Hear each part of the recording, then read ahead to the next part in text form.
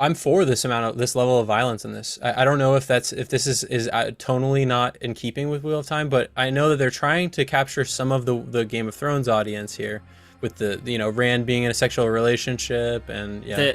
And the show continues to do this. It has occasional moments of like hyper violence and gore, Yeah. and it still comes out of nowhere a little bit for me. Like the rest of the show just doesn't sell that like that's the kind of show it is, and then all of a sudden you'll see some insane gore.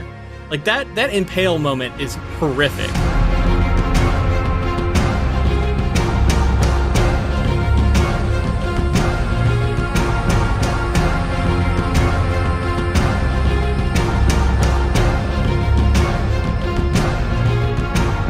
Welcome, friends, to episode 285 of the Ink to Film podcast, where we read the book and then see the movie. I'm filmmaker James Bailey. And I'm writer Luke Elliott. And this week we discuss the first half of season 2 of Rafe Judkins' TV series, The Wheel of Time. That's right. We're back with the first 4 episodes of season 2.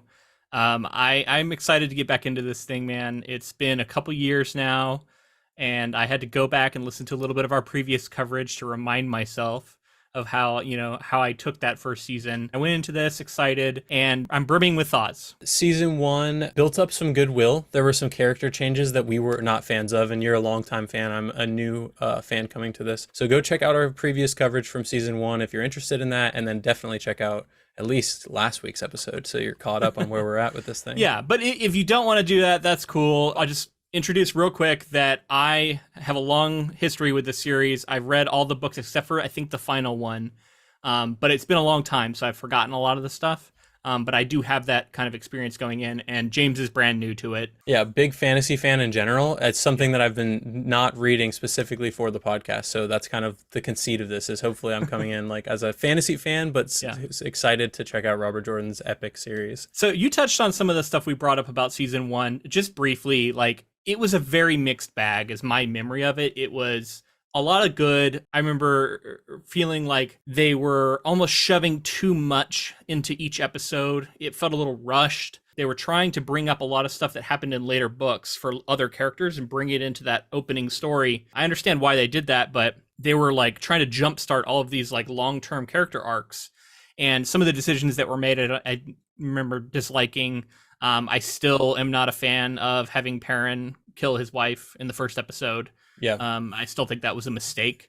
I understand why they did it. We've sort of talked ad nauseum about that in our previous episodes, but there's just certain little character things that I didn't like. And then I remember the finale of season 1, I think a lot of issues kind of reared their ugly head again.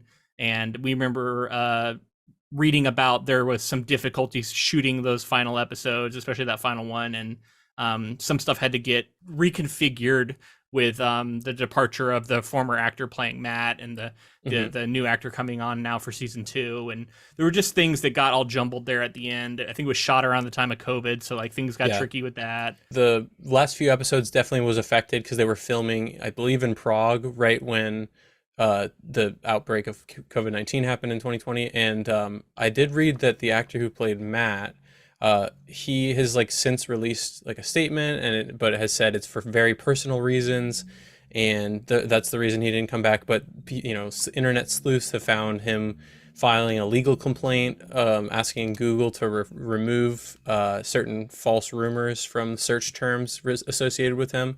So some of those included like he refused to get a COVID-19 vaccine, some of that other stuff. So it sounds like that's not what it is necessarily, but it's still a mystery, and I don't know if we'll ever know. Yeah, and that's fine. You know what I mean? Like, the actors don't have to you know what I mean? Like, it can be a personal reason. He doesn't have to share that with the world. I just think a lot of people took it to be a negative, something bad and I remember hearing those rumors. I don't recall perpetrating those on our podcast. I hope we didn't say that, or if we did, we at least said it was a rumor. But I remember hearing some of that stuff. It doesn't matter ultimately. For whatever reason, he chose to leave the show. That happens all the time for all kinds of different reasons for people. And we got a new performer in. Donald Flynn is the new Matt Cawthon, and I think he's doing a pretty good job so far. I don't know that he's gotten to really shine yet. I think that will hopefully come more in the following episodes. But yeah, I think he's pretty good. I honestly, solid.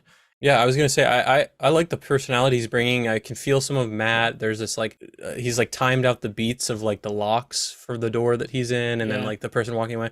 There's some little stuff like that that I was like, okay, we're bringing some fun personality, and he's like obviously going. It's like a tough thing for an actor to come in this part of the story for Matt because it's very like dark and It's overbearing. Where always he's tough when you're taking over a character in you don't get to like develop them. You're working off of somebody else's work developing the character. So that's always tricky. Matt starts as kind of a jokester, kind of fun loving, that kind of, and he didn't get to do that part. He has to do like the darker part, but then he's Yeah. still able to thread in some of that here. So I think he's doing a good job. Just revisiting a little bit, I still think Rosamund Pike and Daniel Henney as Moiraine and Lan are two standout performances. I remember early on being a little bit hesitant for both of them. Like they were clearly good actors, but they're such important characters for the series, and I had such an ingrained sense of who they were. It took me a little bit to get on board, but like I'm just really loving what they're doing with it, especially Lan. Like Daniel Henney as Lan. He's bringing something to the character that is different than the book, but it feels so perfectly enmeshed with the Lan from the book to me. Yeah. That I just continue to just love watching him on screen, and their relationship is playing out. There's some changes as to what's going on with them. But it's good drama. I tend to just love watching them on screen. Yeah. I continue to think our three main dudes, Rand, Perrin, and Matt, all are just kind of okay. They have moments here and there where they shine a little bit, but they're all just have been kind of serviceable to me so far. I feel like the book's just not out on them yet, and I'm hoping they can continue to grow into these roles. And maybe they do even in the season. But at least through the first 4 episodes, there wasn't a lot for me to go like, wow, he's really killing it. And that's how I feel about a lot of the performances. Basically I'll mention a few standouts, and then like everybody else has just kind of been okay. Yeah, I tend to agree with you. I think Moiraine and Lan are definitely just excellent. I think Nynaeve has quickly shown Yeah. she's Zoe Robbins, yeah. she's very good, I think, and starting to develop in a way. I would agree. I thought Rand early on in this first half of the season, I was like, oh, okay, he's kind of embodying it in a way that I can believe is the Rand from the book a little more. And then like this final episode, he had some stuff where I was like, oh, okay, this is reminding me some of season 1, some of the problems I had with him. I guess just to address season 2, we had high expectations for the show with season 1. Didn't quite meet all expectations, but this season 2 has been pleasantly surprising, and this is what I wanted out of a season 2. I do think they're taking some steps in the right direction. I've been enthralled. Like I've been pulled in, and maybe that has to do with my investment level from the book. I want to say that they're writing the ship, and I want to see a lot more of this. Now, this is halfway through, and we know how season 1 ended, but I didn't find myself in many scenarios being like, even and granted, some of the changes that they made in season 1 and some of the changes they're making here in season 2, I'm sure will reverberate and have huge ramifications coming forward. Most of them are pretty smart. Most of the changes, although the parent stuff continues to unfortunately be like hampering his character. We finally get Elias, which we'll get to when we get into our plot synopsis. But like some of the stuff that we were missing from book 1, we get a little bit of that here. So I'm glad for that. I think one of my main criticisms of the show has continued to be a bit of a stumbling point for me. And that's that it does still feel like, because there isn't such an immense amount of stuff to get to, that we are rapidly going from thing to thing. Like I have book knowledge that I think helps pad it out for me. And even you, like you have read at least the first book and a half. So you have like the background of this part of the story for the most part. That's kind of true. Yeah. I'm thinking of it as both rather than just somebody coming to the show. And that's my problem. I'm trying to imagine the show only watcher, which I think a lot of the people who are watching this show are going to be like that. Yes, Wheel Time has tons of book reader fans, but like average audiences, it's still going to be a large proportion of them have never read the books. It feels to me like for them, we're rapidly bouncing around from character to character, thing to thing happening. A lot of times stuff happens with very little like preamble, just sort of happens. And before you can even really wrap your head around what just happened, and other crazy things happening, and we're just like rapidly going through all this stuff, and it feels a little bit jumbled and just like rushed at times. It's not bad. It's just like I wish the show could like take a little more time, a little bit. Like again, I think we only have 8 episodes again this season. Like I kind of wish they'd drawn this out to like a 10 or 12 episodes and like given stuff a little more time to develop. And the things that they do choose to develop a little bit, like the Celine stuff we'll get to, it's an interesting choice because I again don't know how well it's playing to people who haven't read the books, who have no idea who this is. To get to that a little bit, they had to they changed the portal stone situation, which I thought was like a smart change if you're going to adapt a show. Like that can be very complicated. It was going to be tough to get all that into the show, yeah, and not have it be completely bewildering. The first episode not including much of Rand was a really smart choice because I think it allowed those other characters to shine a little more in that first episode, and that did help me feel like the pacing wasn't breakneck from the start. And I actually wanted to like commend them for slowing it down a little bit, but I do see what you're, if I was just to come to it as a show watcher, I think you're right. I think it's a bit much, but I think you could say the same for like early Game of Thrones, There's a couple right? of key moments I'll touch on that I think are examples of this, because right now I'm just speaking generally because I don't want to get into the weeds of like specifics until we get to the episodes proper. There are a few specific moments I'm thinking of. But yeah, it's not like it's all the time. It's just we're drawing in stuff from books 3 and I think some from book 4. I can't remember exactly, but we're bringing all this stuff forward, and putting it here. And like Robert Jordan, I think when he was writing it, realized like you got to kind of wait and let this stuff develop a little more before you start bringing it all in. But Rafe Judkins is looking at this and saying like, we have this ensemble cast. They all have to have simultaneous plot lines playing out. We're not just going to relegate all these other characters to the sideline, which often Robert Jordan would do. So he's bringing a lot of stuff up earlier, but because of that, it's a lot. It's just a lot. I'm in agreement with you. I would love more episodes of this and to slow it down a little bit. Maybe have a season per book. Don't blend in 2 and 3 and 4 if possible. But I do think that like a fantasy show asking a lot of its audience, it's fine. I think that that's like some fantasy fans are willing to take the dive and get into it, and then maybe as the show develops a little more over time and they hear good buzz about it, then the larger general audience comes to it and gives it a really fair shot. I hope that happens. I haven't been like following critical reaction to season 2. I'm friends with a bunch of people on Twitter and stuff, or whatever social media app I'm on these days, who have been reacting to stuff, and I try not to like read too much because I hadn't got to it yet, but like I kind of can read the tea leaves a little bit from some people, and it seems like there's been mostly positive reactions to this season, but it also seems like not as many people are talking about it as season 1. Yeah, that's the curse of the show, right? Is that like it's not the most marketed show out there, and it's a massive fantasy show, and you know it's, I think it is trying to capture that George R. R. Martin Game of Thrones audience. Yeah, and I think it got kind of overshadowed by Rings of Power when it came out, which was Amazon's other fantasy series that it spent way more money on. It spent a good amount of money on this, but it spent insane amounts of money on Rings of Power, and I wonder if like that became the one. I don't know if that like drew a little bit of the shine off of Wheel of Time. It's funny that you say that. I don't have the numbers in front of me, but I know for a fact in the US, like only like 35 or 40% of people who started Rings of Power on Amazon finished it. So that's a bad sign for Rings of Power. Now, this show, on the other hand, season 1 of Wheel of Time did not have that issue. Okay. It was actually like during the week that it came out was one of the most popular shows out I remember we were talking about it. It was like one of the best releases they'd had for a new show and all this stuff. So yeah, that's cool.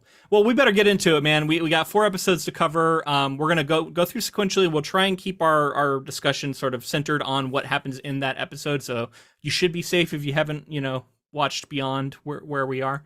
And we'll try and keep our discussions to around 10 minutes per episode just to keep this thing manageable. And another thing that we usually do in our coverage is we talk about the artists. Usually we talk about the author, the showrunner, filmmaker.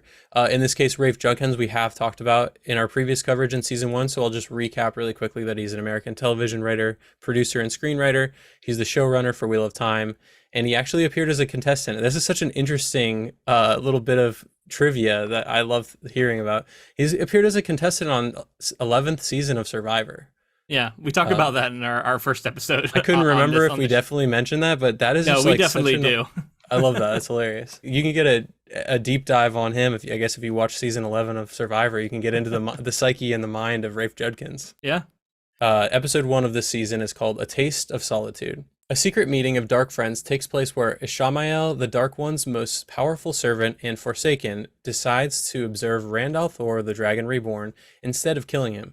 After the events at the Eye, Moiraine has been residing with Adelius and Varen, her fellow Aes Sedai, gathering information while struggling to come to terms with the loss of the One Power. Meanwhile, Egwene and Nynaeve have become novices at the White Tower. Egwene is determined to succeed, but is frustrated by the lack of recognition, while Nynaeve is struggling with a power block. only channeling when she is angry or afraid. Leandrin offers to train Nynaeve, but the other Aes Sedai are hesitant because Leandrin's previous teachings had caused the deaths of novices. Perrin and Loyal have joined a company of Shinarans led by Ingtar Shinoa to search for the horn which Padden Fane has stolen, joined by Elias, a sniffer, who shows interest in Perrin. Egwene and Nynaeve miss Mat, Perrin, and Rand, who they believe is dead. However, Leandrin has imprisoned Mat in the tower at Moiraine's request while Rand is hiding. Moiraine leaves to follow up on her plans alone, but is attacked by 3 Fades. Lan tries to save her, but they are both injured. Varen and Adelius intervene, rescuing them. First off, I gotta talk to you about this Ashamael stuff. Yes, this is why I was confused last week. Yeah. Do you remember when I was asking whether it was a Forsaken or the Dark One himself? Yeah, so I didn't know if that had been revealed yet, and it kind of is here, but I feel like they don't do a good job of like saying like, yeah, it was kind of a misdirect. You know what I mean? Because like he was acting like he was the Dark One. I 100% agree, and that's why I was confused. Even like because it's been 2 years since I read the book, which would have been the factual, that would have been the source that I would be looking to. But then the show kind of diverted me, and then my memory was kind of jumbled. Well, even in the show, I think he was pretending to be the Dark One, and here it's just kind of dropped that he's not. That he's actually the head lieutenant of the Dark One. Right. And it's just kind of like blown past, but like, yeah, what is your reaction to finding that out? That like this guy all along who we thought that like Rand has been talking to, that we thought was the Dark One, is actually Ashamael. It recontextualizes some stuff at the end of season 1 for me, because I thought that if it was the Dark One, that it was kind of underwhelming for a confrontation at the end of season 1.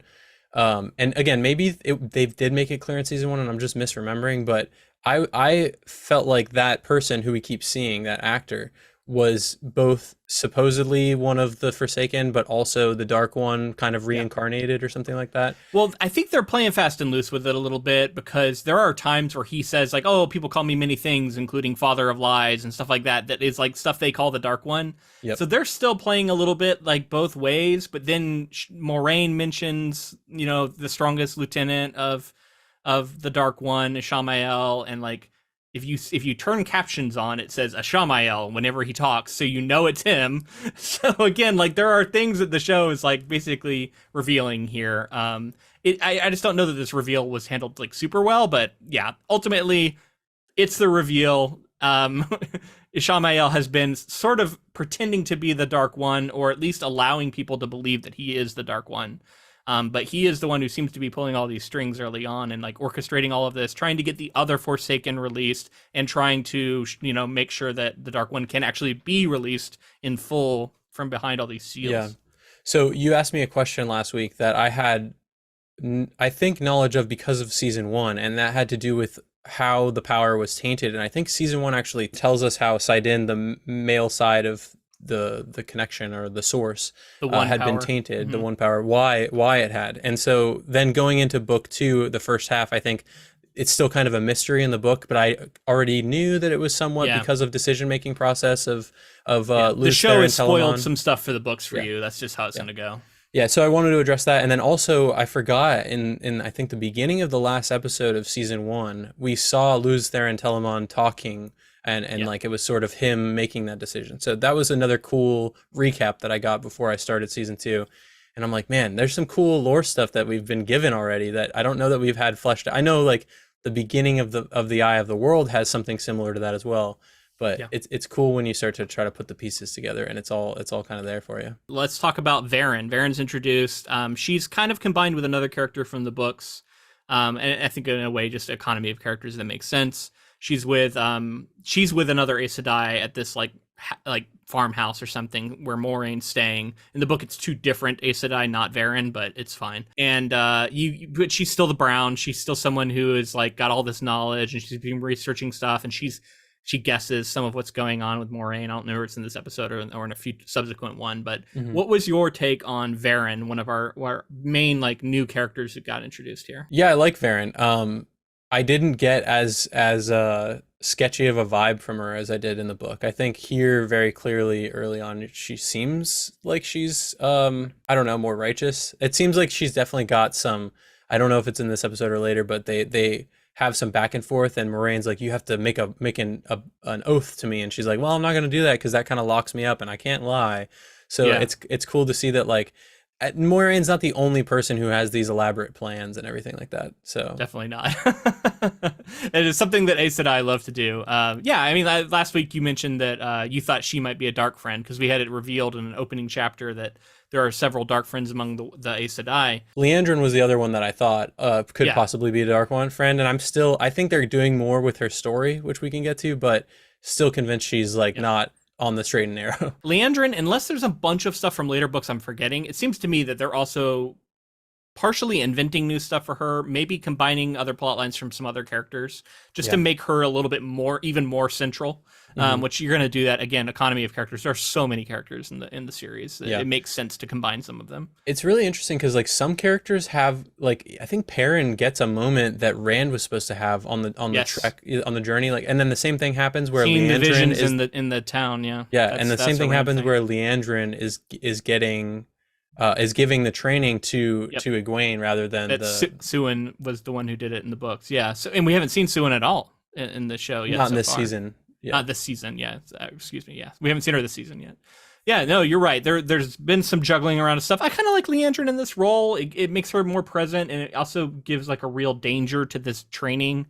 There's like a threat to it of like, oh, she's killed somebody in the past and or like led to their death, and it's some interesting stuff. It's starting to develop this magic school stuff, which, by the way, a lot of this stuff we have not gotten to yet in the books at all. No, second half of the Great Hunt, I assume we're going to see some of that in the novel, but maybe it's book 3 or 4. I'm not sure, but I did like seeing the practicality of the magic when they're learning to weave the stone and the air or the water to filter it.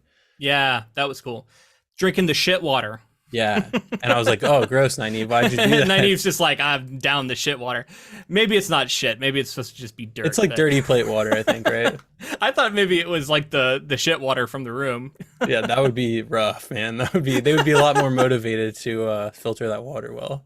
Yeah. We get Elias again. This is a character who was important in book 1. We finally get him in the show, which we hadn't gotten him at all. I actually think they're making good. They're making good on reaction to the fans, is what I'm assuming here, because I think people were. Maybe I it was always the bummed. plan. I don't know. I was bummed that Elias wasn't in the first one because we saw Perrin like interacting with wolves, and like he showed up in the Eye of the World at He that needs point. a mentor character to guide Yeah. him into this. Into his And I thought this new- guy was yeah. great as Elias. I was like, this is cool as hell. Kind of retroactively add the Elias stuff back in, and I think it's making me feel like Perrin has a lot to do. And to develop this Wolf Brother situation, like we just need more because it was so like underserved in the first season. Yeah, I agree. And to as much as I think it was so cool in the book to see Rand, Matt, and Perrin back together on this journey, on this trek to go find the horn, I thought it was fine that they split them up and did what they did in this first half of the season. I don't know that we're going to get a ton of chances throughout the rest of the story to have those 3 characters together because it seems like they have some important roles to play. So that there's a loss of that, but then at the same time we get to focus in on like it's really Perrin's story on this journey to find the horn, and then like Matt is kind of, I guess he's kind of iced a little bit. Matt doesn't do a whole lot in these opening episodes, man. We get a little bit of him later on. We'll touch in on, but yeah, especially early on, we I think we get a glimpse of him. He's been imprisoned by Leandrin. It seems like he went to her after departing the group to go like get the situation with his connection to the dagger dealt with. There maybe was a flash of that in season 1. I'm sorry, I can't remember. Yeah, I do know Moiraine put the word out that the Red Alja needed to find Matt, and it seems that they did. Yeah, I guess they did. Yeah. Yeah. Anyway, he's just kind of a prisoner right now. Before we leave episode 1 behind, I think one other thing here is at the end we see the scene where Moiraine gets attacked by some Fades. Now in the book, this is like a Drakkar, and Lan and this Jaime character come and kill the Drakkar together. It's this other older warder. And again, they have a similar sequence here, but like this whole dynamic has been changed because Moiraine in the show has been blocked from the source. Yeah. She got blocked from the source from Ashamael when she like did battle with him. And that didn't happen in the books. So their whole dynamic is very different because we get this conversation in the books about like, if something's going to happen to me, I'm going to pass your bond onto somebody else. Well, that's a lot more present right now because it seems like Moiraine to me, is actively trying to push Lan away and doing whatever she can to get him to want to break up their partnership on his own. I think because she realizes that that's going to be better for him. And he also just would never do it without her forcing him out otherwise, right? Like she doesn't want to have to do that to him. And I think we haven't got that confirmed yet, but that's where I'm at with it, is I think Moiraine is trying to drive him away so that she thinks, like, because she doesn't have an attachment to the power now, he needs to be with an Aes Sedai who does. I think that's where she's at. And I think it makes it a little neater. As far as what I assume is happening is eventually Lan ends up with as Nynaeve's ward. Is just that's my theory of where this is going. I don't know how Robert Jordan would handle it because I haven't been to that part of the novels yet, but I think that this makes it so that it's like an easier break and an easier way to like move over. But at the same time, I don't know that that's going to happen very quickly. I don't know that it's going to be like within the season that he's going to. It's pretty tragic, right? Like Moiraine and Lan are kind of the heart of the show to me, and they have such an interesting relationship because we know in the show, at least, and I think somewhat in the books, it's pretty much confirmed that it is not romantic, but it is this very deep love that they have for each other and respect that they have for each other. And their dynamic is just so interesting to me. And like, I love just every little bit we get of that. And we hear about the story about Lan throwing her in a pond. And like, that's right out of the book. And then that comes into the show. And I thought that was cool to hear that. Just the idea of these two not being together. Like, it's sad. Yeah. Plus, Lan is like, he's so honorable. Like, we would never let this happen. He's like, yeah, he would stay with her no matter what. Even if she wasn't an Aes Sedai. He swore an oath. Yeah, exactly. I do like that he gets to like, he comes into battle and like tries to do his best here, but like they ultimately both are gonna fail, and then they get saved in the last minute by Varen and Adelius, I believe her name is. Yeah, and Jane. But he does get to have some badass combat, which I think I've been pretty happy with the combat in the show so far, and even some he's of the looking magic. Strong, man. There's that early scene where that Adelius or whatever it is kind of ogling him. Yeah, he's looking pretty. He's pretty buff. I think he's been working out. Definitely, yeah. I continue to really like Daniel Henney as Lan. I think he's killing it. The other thing, another theory that I'll just throw out there is that I think that there's no chance that Moiraine stays powerless the rest of the show. I think that they're doing some interesting work with Logain and Moiraine both being sort of cut off from the source, and maybe there's some answers there that they can figure out to get some abilities back. Get that restored. That's interesting. Before we leave episode 1 behind, I do think we first see Selene here. We first see Rand with Selene. Yeah. We find out that he's basically shacked up with this woman, that she seems to be the owner of an inn that he's staying at, and they're just in a like romantic sexual relationship now.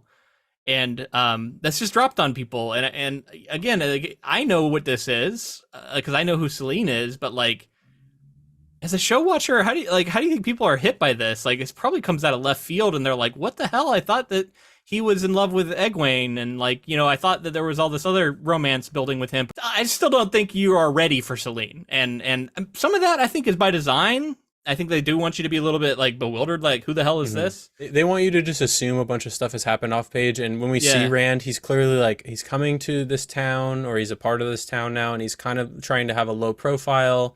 He doesn't want to, like, he's not out there like at the beginning of the second book. He like knows what he is because Moiraine keeps telling him, and he knows that he wants to go after the horn, so he has like a quest. Whereas here he's like kind of trying to lay low, and then maybe you could assume off page that he's like found someone and wants to settle down and live like a normal. But then we get the reveal that he's like obviously like leveraging his way to Logain. Yeah, which you assume he wants to learn from Logain or something, or talk to him. And something. I really thought we were going to get more of that, the sword master, the blade master that was like old and kind of. Oh yeah, that guy. And that he talks about. I was like, oh cool, this would be a cool way for Rand to get some of the blade master techniques, because he talks and he specifically names like.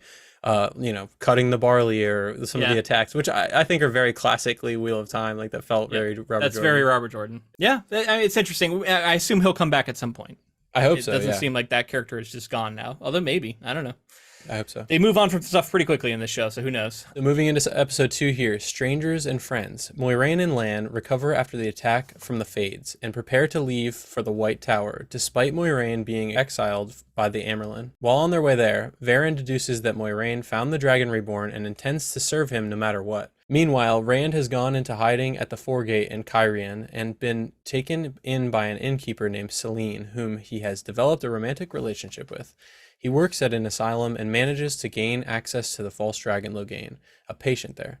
At the White Tower, Liandrin pushes for Nynaeve to undergo the testing and become an accepted, which would allow Liandrin to train her. Alana protests, but leaves the tower to aid Moiraine. Meanwhile, Egwene befriends Elaine Trakand, the daughter heir of Andor and fellow novice. Nynaeve follows Liandrin through a secret passage in the tower and sees her caring for a sick man. Mat befriends Min, who Liandrin has also locked up, and Min has a vision of Mat stabbing Rand, which she keeps to herself. Moiraine releases Lan from her service, claiming that he can't protect her anymore, and has Alana and her warders escort him to the tower. Perrin and the Shynarans find the site of a massacre where innocent people have been slaughtered and a fade nailed to a wall. They later arrive at a small village, which is attacked by a Seanchan force soon after. Perrin, Loyal, and the Shynarans are captured, and the Seanchan leader, Suroth, arrives along with Ishmael. So I could just assume this Seanchan stuff is probably not in book 2, but I think we've heard rumblings in the book about like the West, like some people landing out there. Yeah, there's just been rumors about it, and I don't remember for sure when we first meet the Seanchan, but Yeah, this is definitely moving some stuff up from later episodes or from later books. I find it very intriguing. I think if yeah. they wanted to ramp up the intrigue, I'm like, oh yeah, bring in some, invading force. They have some history. They're here to claim some land that's theirs. Like, I'm like, okay, that's, I think they're giving me more battlefields and more fronts to think about. Well, while we're talking about them, what did you think of that whole interaction? That whole they're at this town and then it gets invaded and everybody gets captured, and Yeah, it we was wild. see them introduced and they come up with this giant like pyramid looking palanquin thing that that comes walking up in. Yeah, what did you think Very of all cool. that? Visually interesting, cool characters. You know who they are. They're very different from anybody we've seen so far. They got some badass looking masks and stuff. I really like the costuming that And then they like pulled to off. slaughter, I think his name's Uno, right? They slaughter the hell out of him, like stick his head through Uno a stake. gets the spike. I'm for this level of violence in this. I don't know if this is tonally not in keeping with Wheel of Time, but I know that they're trying to capture some of the Game of Thrones audience here with the Rand being in a sexual relationship, and And the show continues to do this. It has occasional moments of like hyper violence and gore. yeah. And it still comes out of nowhere a little bit for me. Like the rest of the show just doesn't sell that like that's the kind of show it is. And then all of a sudden you'll see some insane gore. Like that impale moment is horrific. And then they showed like the over the head, like bird's eye view of his head impaled. You see multiple angles of it. It's not like a quick thing and cut away. The jaw split open and just like it's horrifying. And like that's the kind of stuff that like every now and again you get in this show. It's a weird. It just I don't know. It seems like if you're gonna have a show like that, it like almost needs to be more tonally in line with that. I don't know. It's again like I think you're saying that they're just really going for it because they want it to be like no, this is an adult show and we're gonna do this like really crazy graphic violence because and even more so than it being like tonally sort of shifting tone back and forth. I want to know, is it in keeping, like, does Robert Jordan's work ever veer into this territory? I mean, you could argue that sometimes it does. Like we saw a little bit of it in book 2, right? With like when they see the village and we hear about all the people who got massacred and we see the Myrddraal staked. Yeah. But I don't know that it quite goes this far. It almost feels like they're pushing it even farther. And it's just something different about reading it versus seeing it, Yeah. Well, overall, I thought that was a cool interaction. I definitely could feel that it was a different part of the story that was being brought up. They really, to me, were evoking, God, what's his name? Xerxes from 300. I was getting strong Xerxes vibes. The Persians, yeah. In the film 300. Is a similar kind of like they clearly they have a bunch of slaves.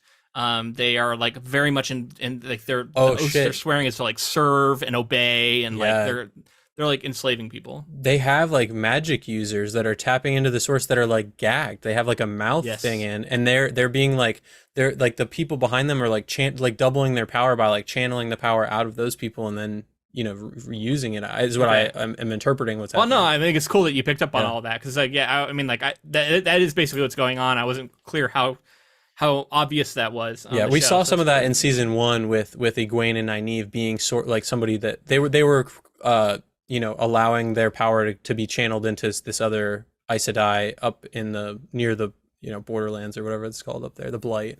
Yeah, really interesting to see what. I mean, it's cool that they've brought them so far up in the plot. So I am curious to see like what that does now, because they're here so much sooner. Like it's like they're present for so much more now, basically, because they're here now already doing all of this stuff. Yeah. Interacting like with Perrin and everybody, and like it's just Leandrin this is jumping to like probably the fourth episode we're going to talk about, but Leandrin tells Nynaeve, and Nynaeve tells Egwene. So like there's like immediate implications that are going to happen, it seems, for the story.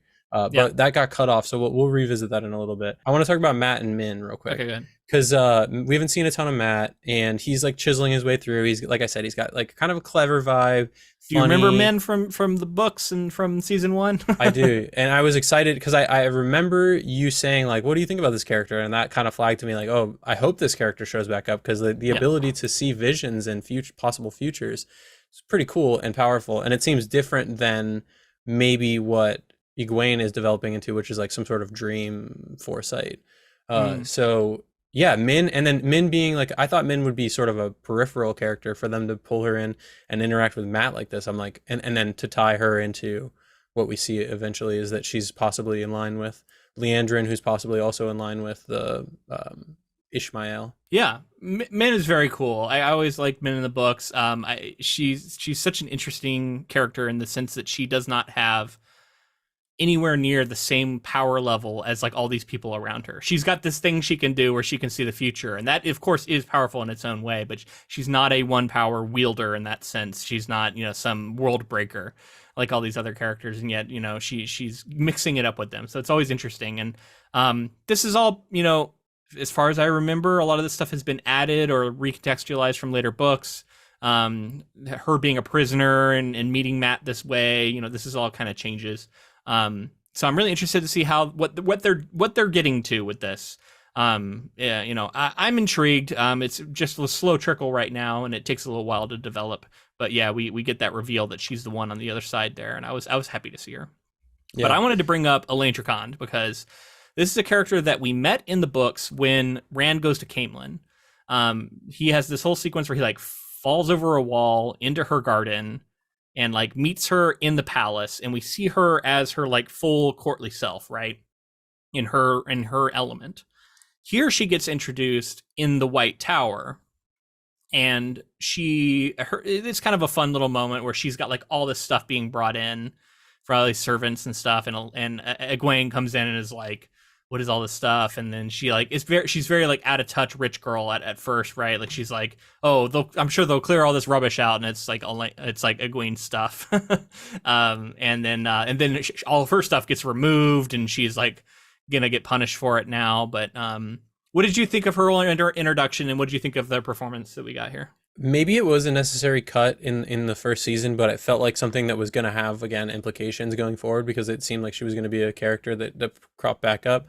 Her being introduced in the show here, I think they're doing a good job of making her likable. I think I can tell that she's going to get mixed up in all of this with our main cast. Well, we hear she's basically as powerful as Egwene, right? Like her, and we heard that in the book as well. So I knew that's kind of something we have going on. I didn't know if that was going to be in a rival sense, and maybe it still will be, or if I didn't know if that was going to be in like a friendly way, and they'll be all on the same team. Well, I think the show initially early on has set them up to be pretty friendly, right? Her and Egwene have a pretty quick friendship. I like that she seems like she's been isolated, and because of that has developed her own like ways to survive, and the way that she creates her own alcohol or whatever she's doing using the that's pretty cool, right? Like she's like, I can brew my own beer or whatever this is. Yeah, so just cool. And then the magic school is not it's fun. I had a lot of expectations for it, and so far I just hope they spend enough time there. I am worried that they're going to quickly move on from this. We're rushing through it a little bit in the show.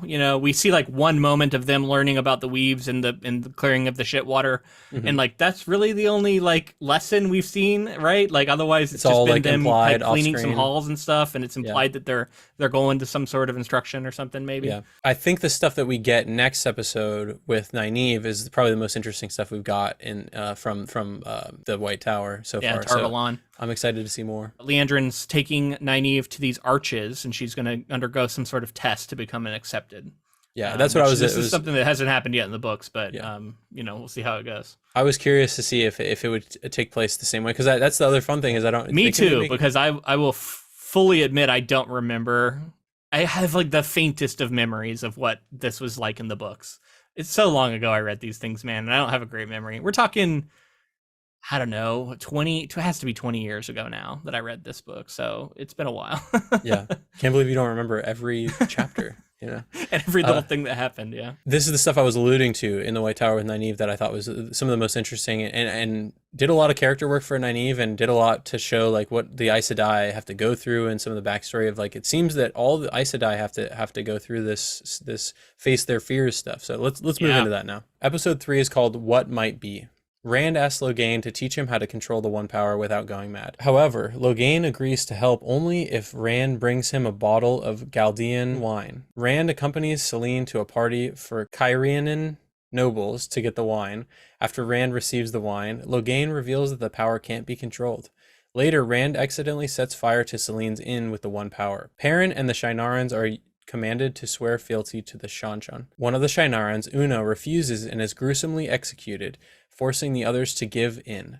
Ishmael becomes interested in Perrin and encourages him to unleash his inner beast, but Elias and a pack of wolves save Perrin. Nynaeve undergoes her accepted test, which involves facing trials inside Ter Angriel arches. However, she seemingly fails after choosing a life with Lan inside the arches over becoming an Aes Sedai. Liandrin and the other Aes Sedai believe Nynaeve to be dead, and Elaine has to comfort a grieving Egwene.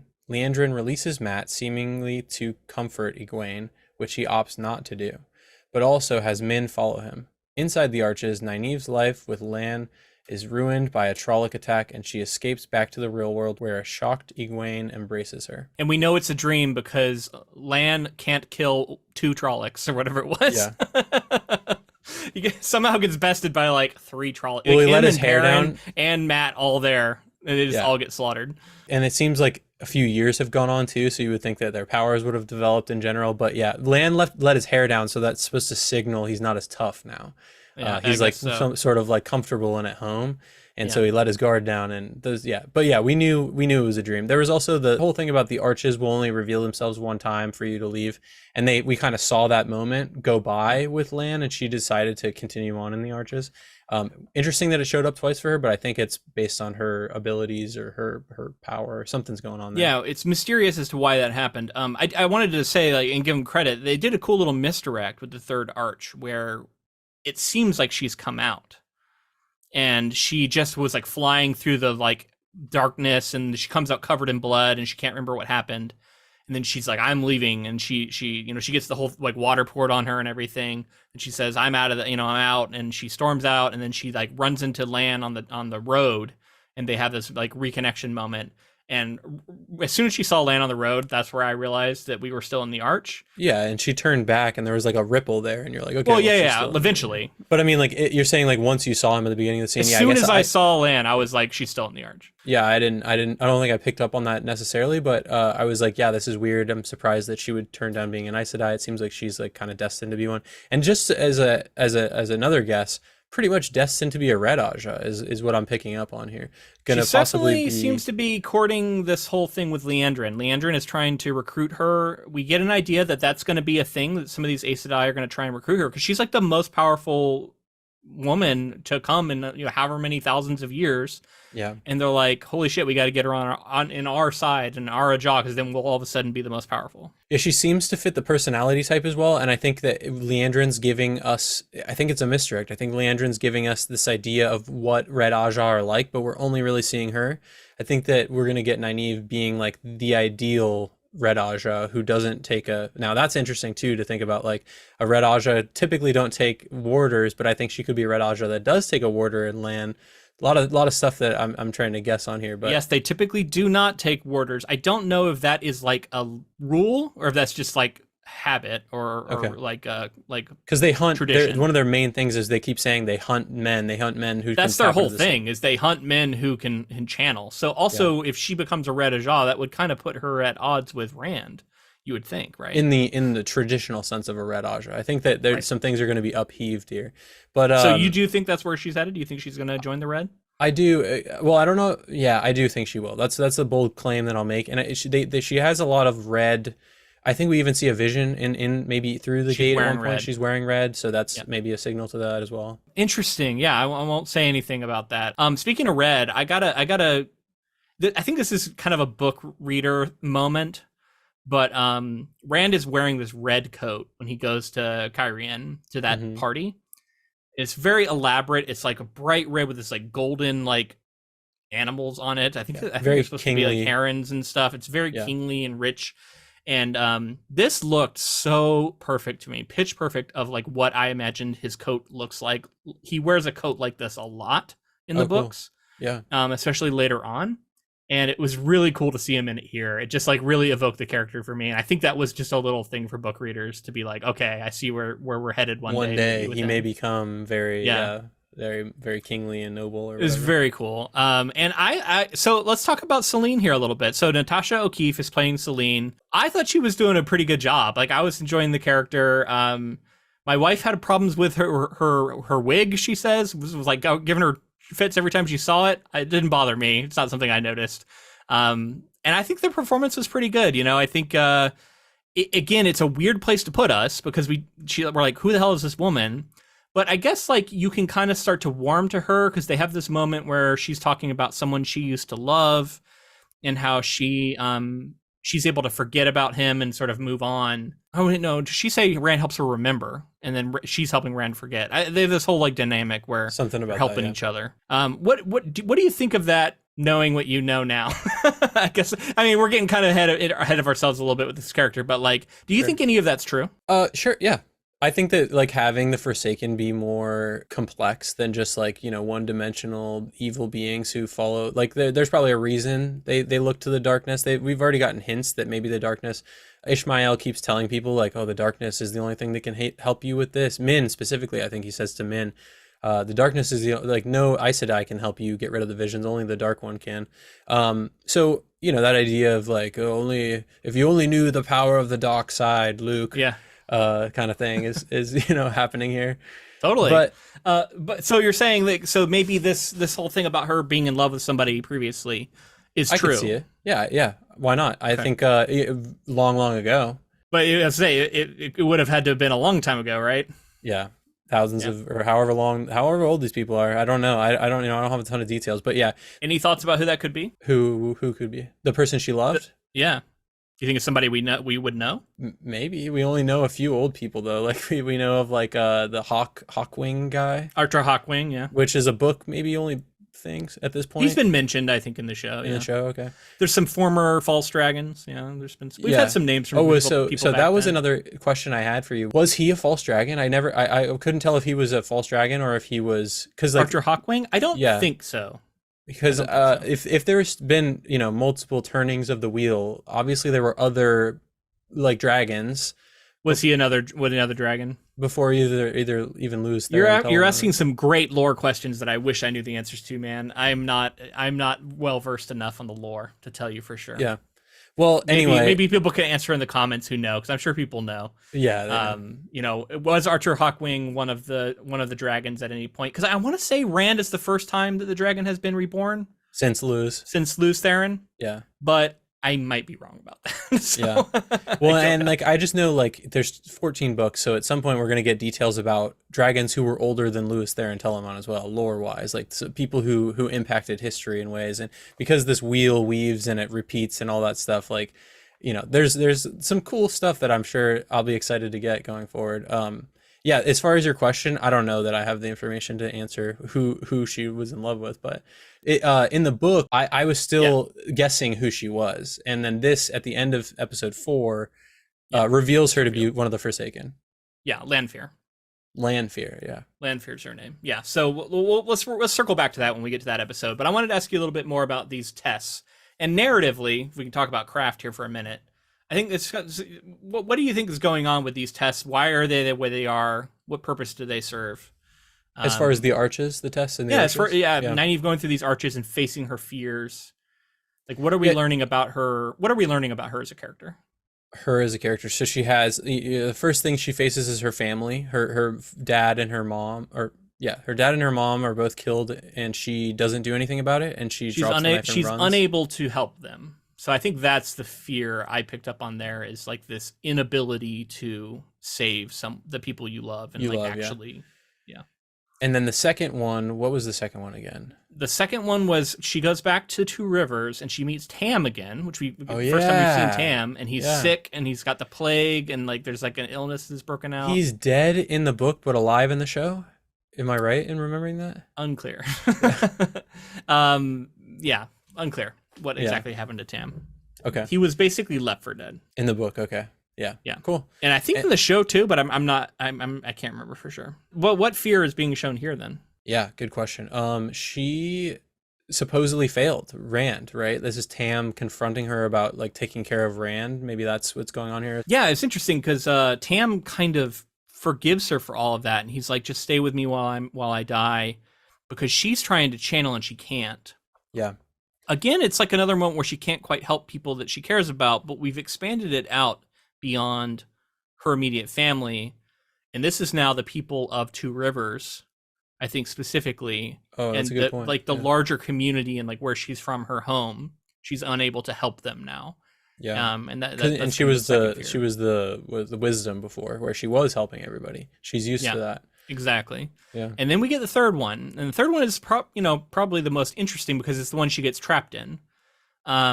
It is this like idealized life where she's with Lan and they have a child together, and she says that like she was there for years.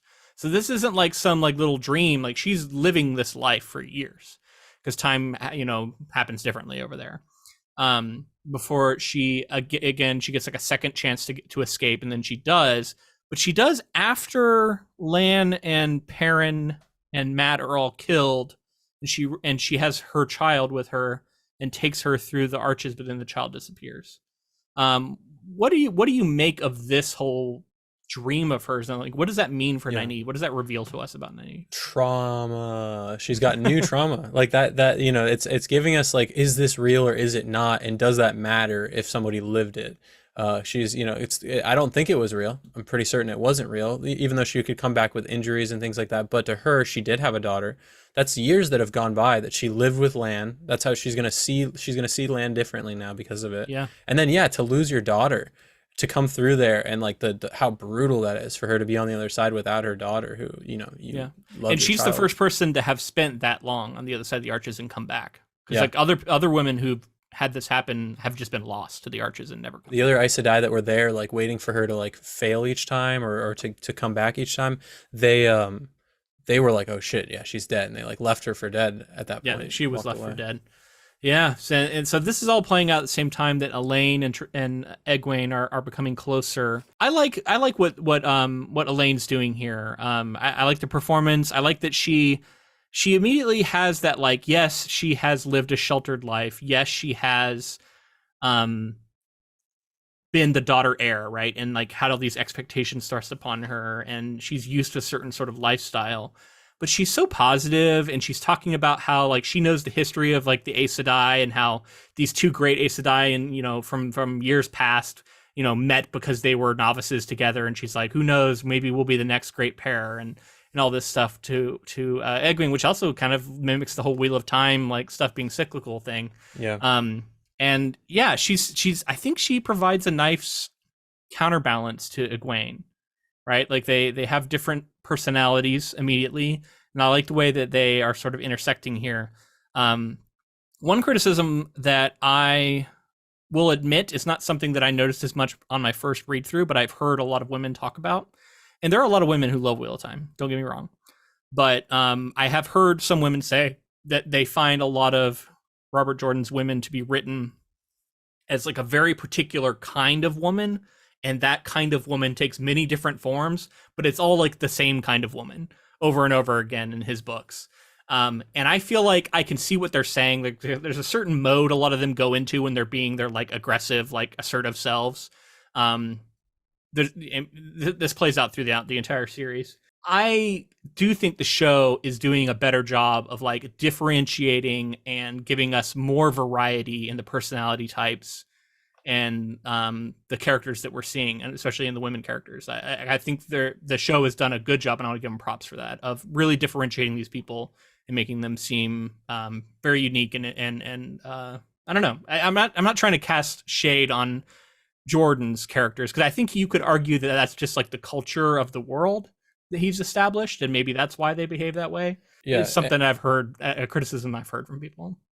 and I can see it, and maybe it's also partially to do with like the what Robert Jordan came up in, and like his worldview is I slightly mean, different ultimately, than he's what one we're dude, looking at right? now. Like, yeah, and so authors aren't gods. They are still limited by their experiences. yeah, so I am glad to see, and again, like he had the three Taviran be the three men. boys, and in this Yep. case, they've changed it to be these five, and I think that that's good. That's good efforts being made there. I want to see them make good on all of this with their women characters, like all the way through. I want them to have like really fulfilling storylines, but it seems like they're making some suitable changes.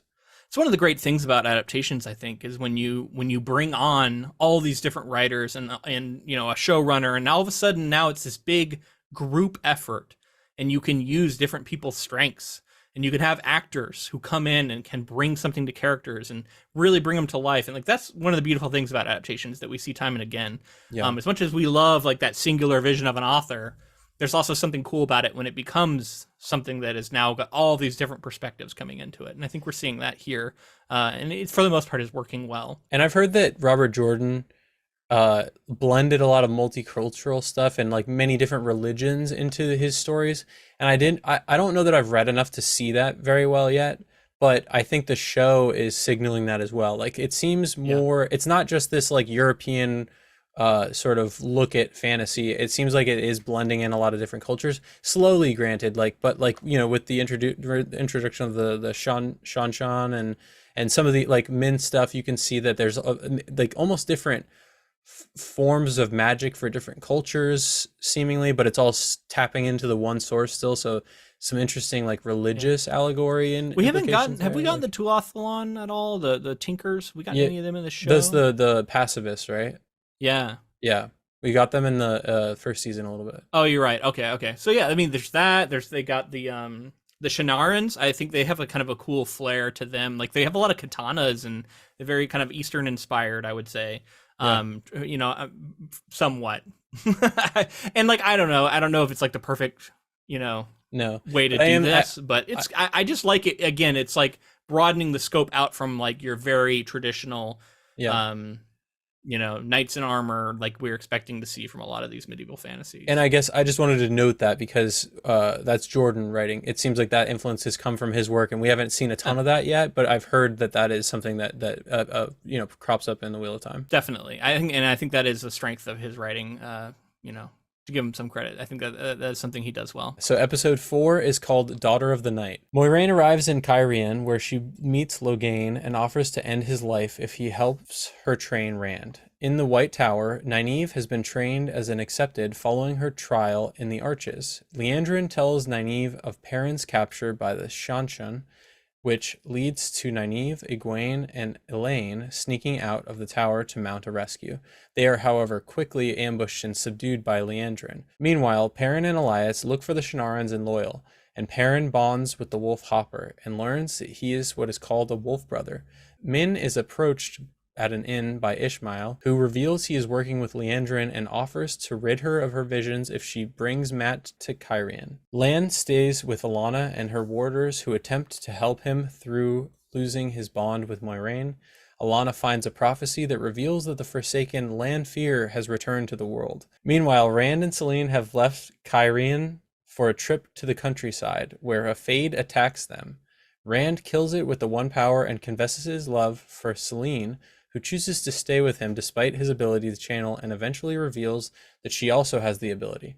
Before she can do anything, Moiraine arrives, given Rand's location by her sister Anvair, and stabs Selene, who she reveals is Lanfear. Rand and Moiraine flee as Lanfear starts to recover from her wounds.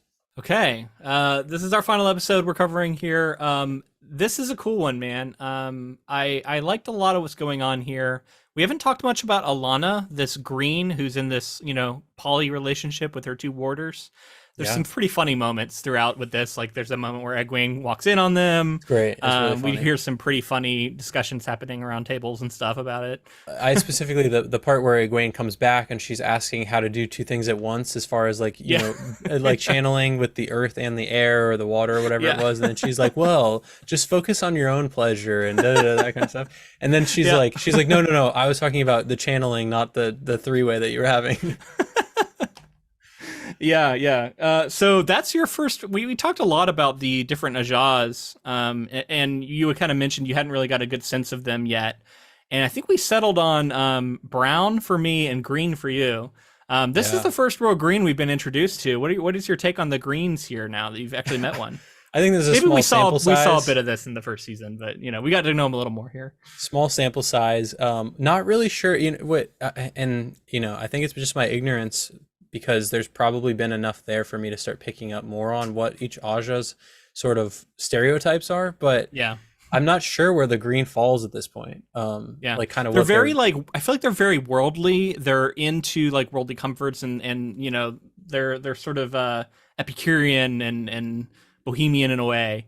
Okay. But they're also like the fighters. Like they're on the front lines. They are doing battle directly with the Dark One. I think that's why they have multiple warders, because they're often losing them in battle. Oh wow. Okay. They're kind of the fighters of the White Tower, and the blues are always, to me, like they're very similar, but they tend to work more in the shadows. They're like long-term planners. They're a little bit more political, I think, and less like front lines doing battle themselves. Yeah. As the greens are. Oh, speaking in yellow tends to be healers and that kind of thing. And Healers, yeah. I did see Nynaeve have like, she seems to also like healing, so I could see her becoming. I'm gonna stick by my statement of her being red, but she seems like really fascinated by the healing, and then she does that massive heal blast in the first season where she heals like an entire room of people.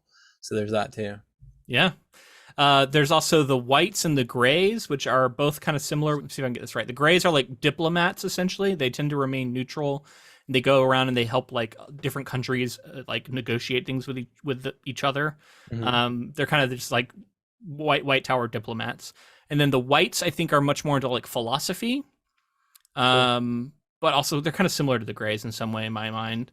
And then we got the browns who are into research and the history. And then our secret Aja that I don't even think they've talked about in the show. Then we got the reds, yet. and then we got the black Ajah, which is the rumored extra Ajah that exists within the White Tower that no one talks about, that is aligned with the Dark One.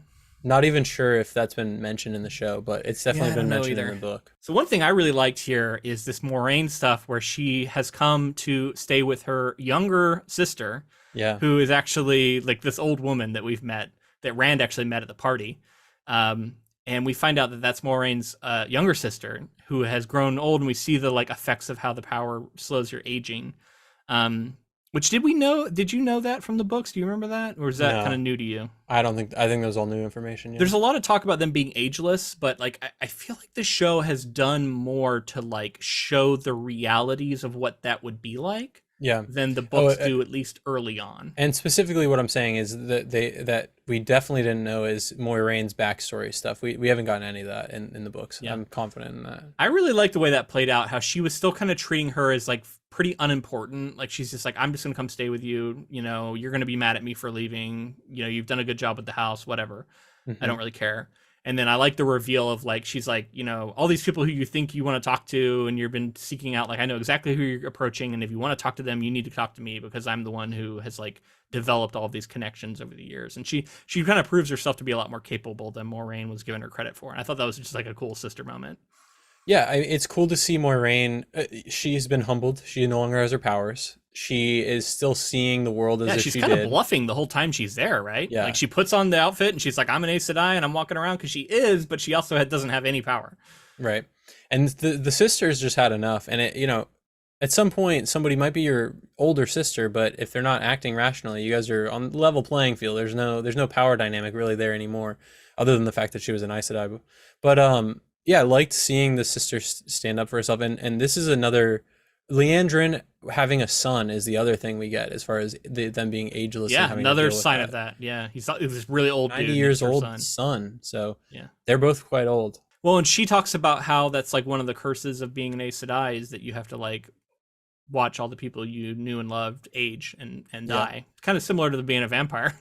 Yeah, and part of the reason maybe why they don't have many, they're more removed from society, other than their warders. They seem to Yeah. be like pretty not quick to make connections. We've talked about this a bunch of times on other episodes, so I won't go too into it here. But like being someone who could live hundreds of years amongst a bunch of people who would live normal lifespans, it is such an advantage.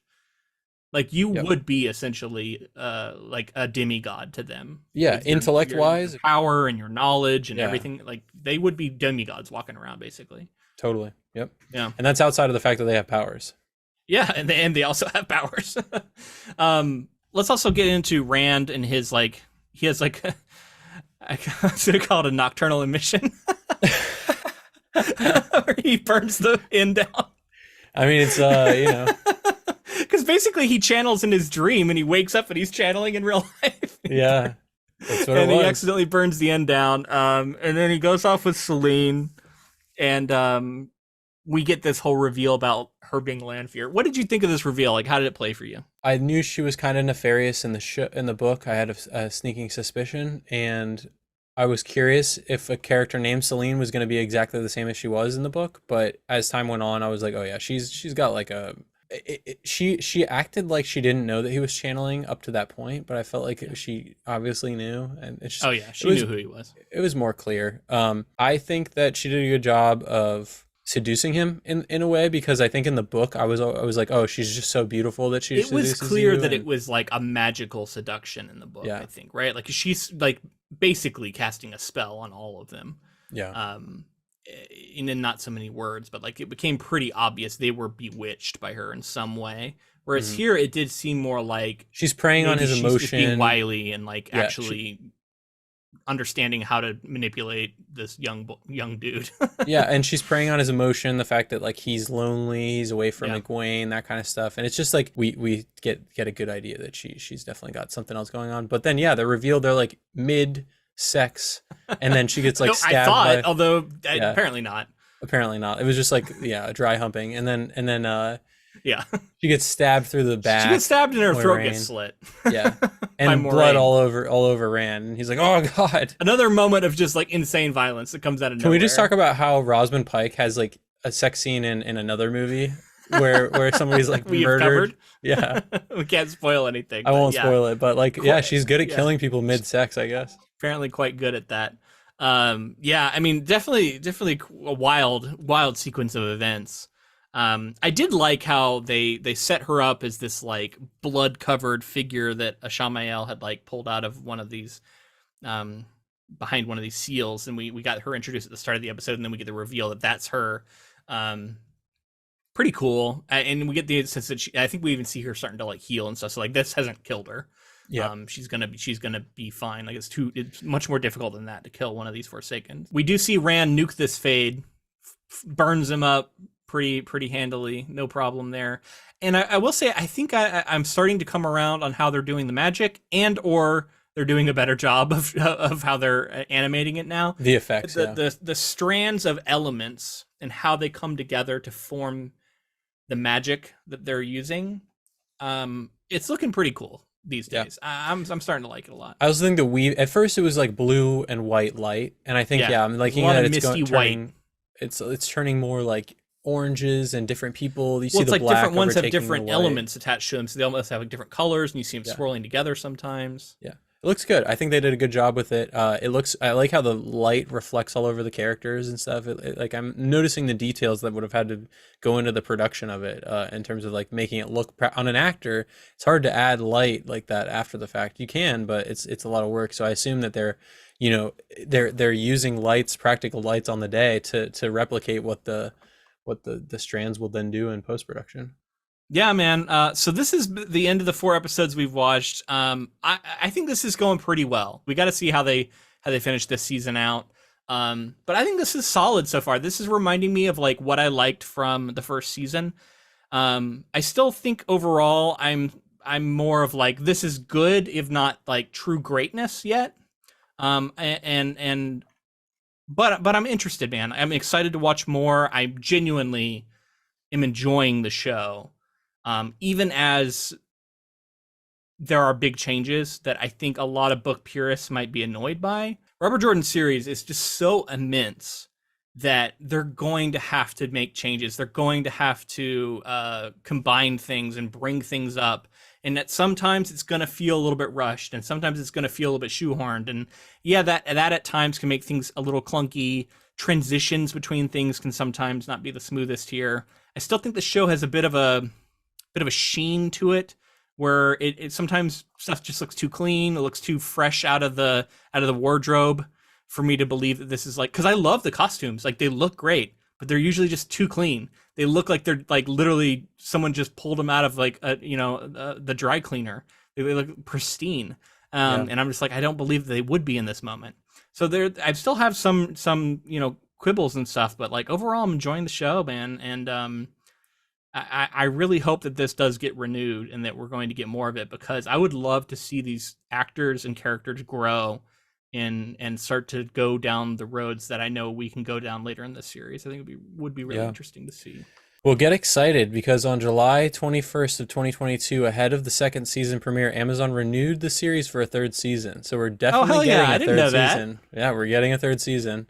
I agree with a lot of what you said. I'm really enjoying the show. I think that I'm a little biased and predisposed to like it, but I also felt that way about season 1 to an extent. They're doing enough to where I can see that they're doing good buildup, and it's about if the payoffs are worth it. I think season 1 had some struggles with that. This is their chance to right the ship. Let's nail this second season, get everybody excited for season 3, and then we can get that good buzz really going, and this can become a huge fantasy show, I think. And ultimately, it's probably good, speaking of characters growing on me, I think it's probably good that Matt didn't have a lot to do, and we can just kind of get little bits of seeing him as the new actor.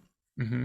So that by the time he is ready to do something, the initial like, oh my gosh, this is a different person has like worn off. We've gotten a little bit more used to him being Matt, to where we can start to see Matt start to come into his own.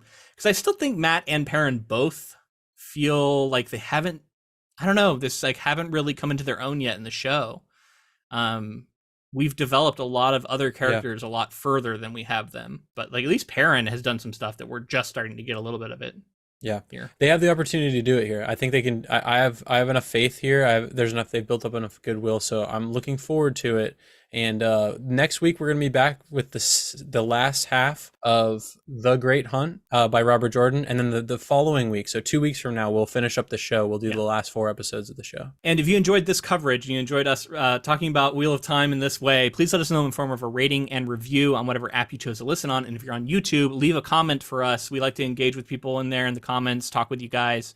That's been a lot of fun, so make sure to subscribe as well on there. And follow us on social media. We're on Facebook, Twitter, and Instagram, all of those at Ink to Film. We're also on Blue Sky, TikTok. Just look everywhere for Ink to Film. And if you'd like to support us on Patreon, we have patreon.com/inktofilm, where we do bonus episodes. We have merch on there. We have our ability to vote on quarterly polls, which we'll have another one coming up here at the end of the year. You can help us select what one of our future projects is going to be. All that's going to be on Patreon. And thank you to Serious Beat for the use of our intro and outro music. It's the track The Chosen. All right, we'll be back next week to finish out the book. And until next time, keep adapting.